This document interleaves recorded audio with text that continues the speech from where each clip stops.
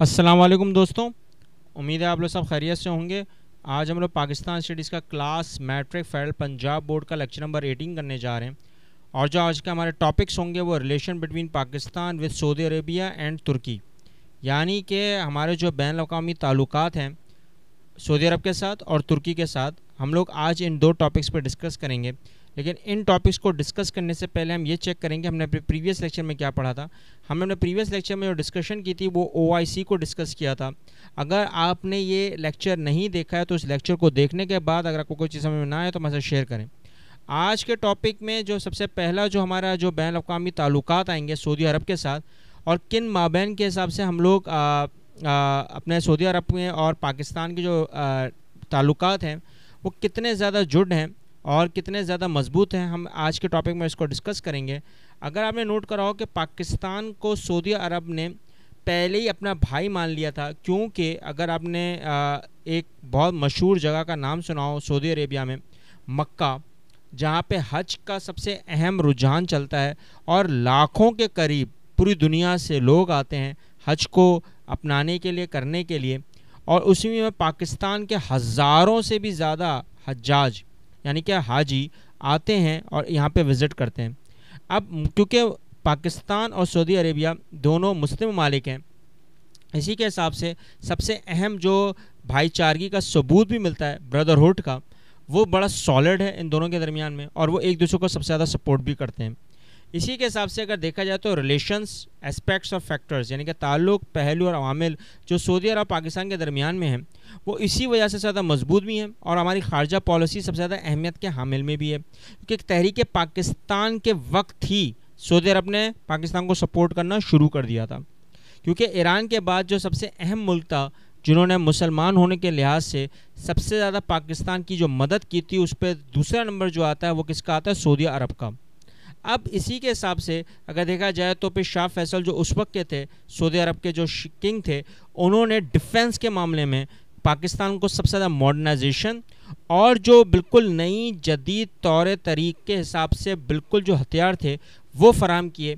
और सऊदी अरब के और पाकिस्तान के दरमियान में जो डिफेंस सिस्टम सबसे ज़्यादा मजबूत है वो इसी वजह से है। अब यहाँ पे ड्रिल्स भी होती हैं और यहाँ पर दोनों के ताल्लुकात के हिसाब से सबसे जदीद टेक्नोलॉजी के मिसाइल्स भी दोनों के पास मौजूद हैं। टेक्निकल सपोर्ट दोनों तरफ है, चाहे सऊदी अरब हो चाहे पाकिस्तान हो। अब जो दूसरा सबसे अहम आता है वो था कश्मीर इशू। कश्मीर इशू में सेकंड इस्लामिक कॉन्फ्रेंस जो 1974 में हुई थी, उसमें सऊदी अरब ने फुल कोऑपरेट किया था पाकिस्तान को, और शाह फैसल ने उस वक्त जितनी भी इमदाद पाकिस्तान को चाहिए थी वो फराहम की थी। और कश्मीर इशू का जो बड़ा मुद्दा था उसी के ऊपर बातचीत करने में इंडिया को भी बाकायदा एक लिहाज से फोर्स भी किया था। अब क्योंकि तीसरा सबसे अहम इशू है बरे सगीर का, क्योंकि पहले दो इश्यूज़ आपको पता हैं, एक तो न्यूक्लियर पावर का है सबसे अहम जो इशू, और दूसरा है पानी का। अब ये दो इश्यूज़ के बाद सबसे अहम इशू आता है कश्मीर इशू, और उसी के बिहाफ पे शाह फैसल ने सबसे अहम उस वक्त की इस्लामिक इंटरनेशनल यूनिवर्सिटी जो इस्लामाबाद में कायम करवाई और बड़ी ह्यूज अमाउंट में थी, जिसके ऊपर लगभग तकरीबन बोलते हैं $200 मिलियन लगे हैं, उसमें सबसे अहम जो किरदार रहा है वो शाह फैसल का रहा है। और इस्लामाबाद में एक और अहम चीज़ जो वाकई में सिंबल बन गई है पाकिस्तान का, that is known as Faisal मस्जिद।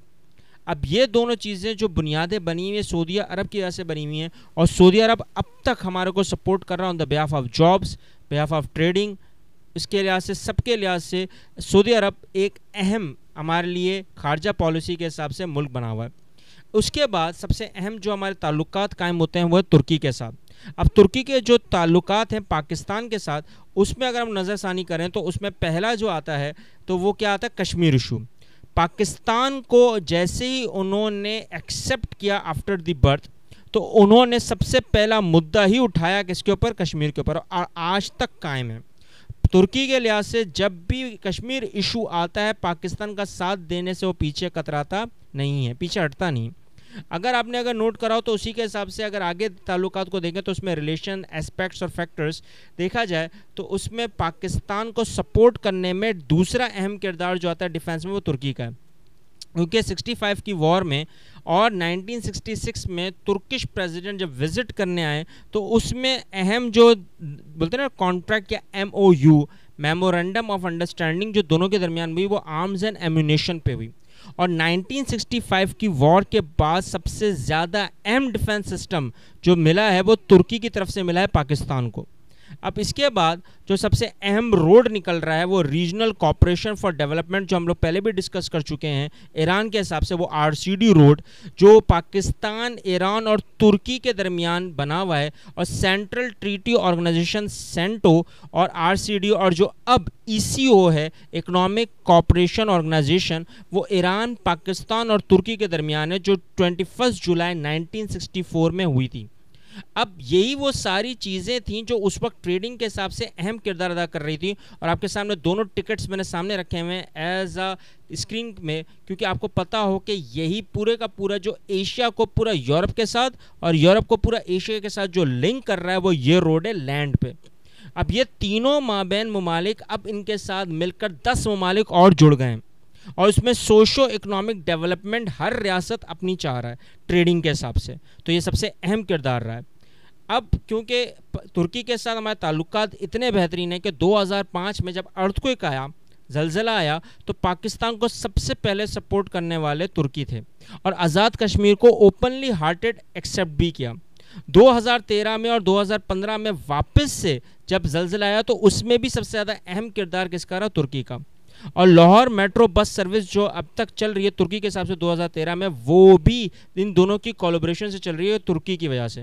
اور 2013 میں پرائم منسٹر جب ترکی وزٹ کرنے کے لیے آئے تو انہوں نے جب پاکستان کی کچھ حالات ایسے دیکھے جو صحیح نہیں تھے تو اس پہ اسٹریس دیا اور بائی لیٹرل ریلیشنز جو دنیا کے ساتھ تھے وہ قائم کرنے پر مجبور کر دیا. اب اسی طرح یورپ, مڈل ایسٹ, گلف اور ایشیا یہ سب مل کر یہاں پر کام کر رہے ہیں because of one road that is known as RCD road. اور پھر اب جا کے کہیں پہ اب سیز کے اوپر کام ہو رہا ہے کیونکہ CPEC جو ہم نے چائنا کا ڈسکشن کی تھی اس کے اوپر ہی ورک آؤٹ ہونا شروع ہو گیا ہے. یہ ساری چیزیں جو اس وقت کے حساب سے جو پاکستان کے بولتے ہیں نا برخلاف تھیں, تو ان میں ترکی اور سعودی عرب نے سب سے اہم کردار ادا کیا اور اسی میں پاکستان کو اہم کاوشیں ملی, ڈیولپمنٹ ملی, پروگریس ملی اور بھائی چارگی کا ثبوت بھی ملا تینوں ممالک کے درمیان. اگر آپ کو کوئی چیز سمجھ میں ابھی بھی نہ آئی ہو تو ہمارے ساتھ شیئر کریں, کامنٹ کریں, اور آپ کو کوئی چیز پتہ ہو یا آپ کو سمجھ میں آ گئی تو ہمارے ساتھ ضرور شیئر کریں, کامنٹ کریں. اس چینل کو, اس لیکچر کو ان بچوں, ان لوگوں تک پہنچائیں جن کو ان کی ضرورت ہے. ملتے ہیں نیکسٹ لیکچر میں. اللہ حافظ.